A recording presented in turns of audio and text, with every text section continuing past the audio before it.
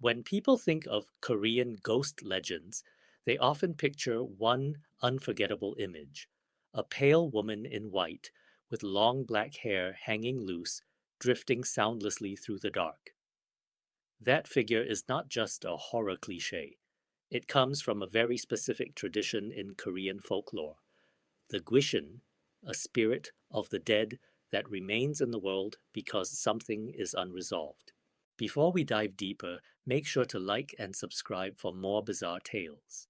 In Korean belief, ghosts are often created by powerful emotion: grief, resentment, longing, shame, or anger. They are human pain that has refused to disappear. Let's go, it's time to dive in.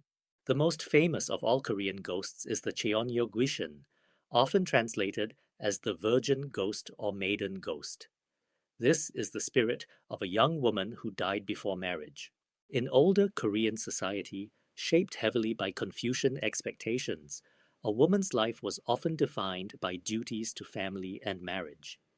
Because of that, folklore imagined an unmarried woman who died too early as someone whose life had been left incomplete. She became a wandering ghost, filled with unresolved feeling and unable to rest. That is why the Seonyo Gwishin became such a powerful figure in Korean culture. She represents not only fear of the dead, but also sorrow, repression, and a life cut off before it could fulfill the role society demanded of it. Her appearance matters just as much as her story. The Cheonyo Gwishin is usually described wearing white mourning clothes, often called sobok, with her long hair worn down. In traditional Korean custom, married women typically wore their hair up, so the loose hair marks her as unmarried and suspended outside the normal social order. The white clothing also connects her to death and mourning. That visual language is why she became the signature ghost of Korean horror films and television. She is instantly recognizable, but her image is rooted in custom, not just style. She is frightening because she looks like someone whose social identity, emotional life, and death were all left unfinished at once. Closely related to her is the Mongdal Gwishin, or bachelor ghost, the male counterpart to the maiden ghost. He is the spirit of an unmarried man who also died before completing the expected course of life. In some stories, he is less famous than the female ghost, but he carries the same idea of incompletion. Some traditions describe him as obsessive, lustful, or particularly likely to trouble the living because of unfulfilled desire.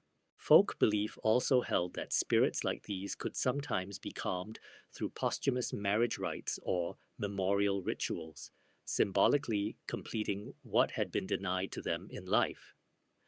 That detail is revealing because Korean ghost stories are often less about total destruction than about imbalance and the ritual effort to restore order. That brings us to an important emotional idea often mentioned in connection with Korean ghost lore: Han.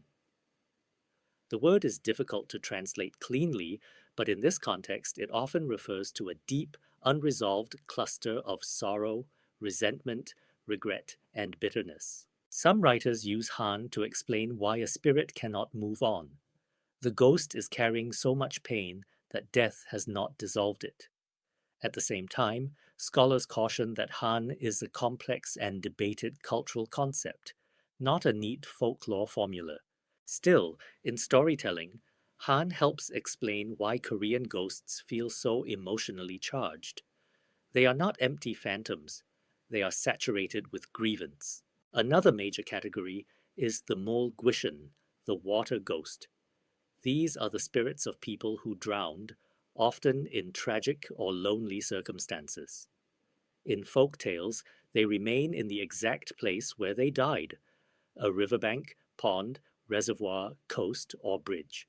And they may try to pull the living into the water. Part of the fear comes from isolation. The water ghost is often imagined as cold, lonely, and unable to leave its watery grave. There is even a modern Korean expression, Mol Gwishin Jokjeon, or water ghost tactics, meaning the act of dragging someone else down with you. The ghost is not just a story by the river, it becomes a metaphor for sabotage, resentment, and shared downfall. This reflects something universal in Korean ghost legends. Places of death become spiritually charged. Roads, wells, rivers, schools, hospitals, forests. These are not just backdrops, they are memory sites. In Korean lore, where someone died can matter as much as how they died. A death in water produces a water ghost. A young woman dying before marriage becomes a maiden ghost. The category of spirit is linked to the manner of death and the kind of unresolved pain left behind. That is one reason Korean ghost legends feel so specific. They are socially and emotionally classified. Then there is one of the strangest and most unsettling spirits in Korean lore, the Dalgyal Gwishin, or egg ghost. This ghost is said to have an egg-shaped face, or in some tellings, an entire egg-like body, with no visible eyes, nose, or mouth. It is less detailed as a character than the maiden ghost or the water ghost, but that is exactly what makes it terrifying. It is emptiness in human form. Some legends say that seeing it means death. Others simply present it as one of the most frightening apparitions because it lacks the basic features that make a face human.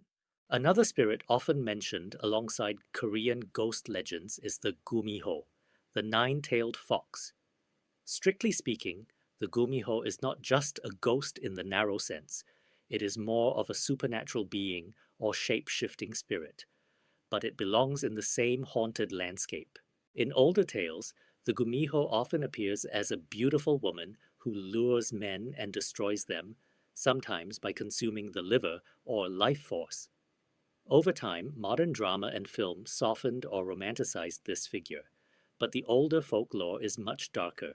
The gumiho matters because it shows how Korean supernatural stories blur the line between ghost, demon, and spirit being. The threat is often the same: desire, deception, and death hidden inside beauty.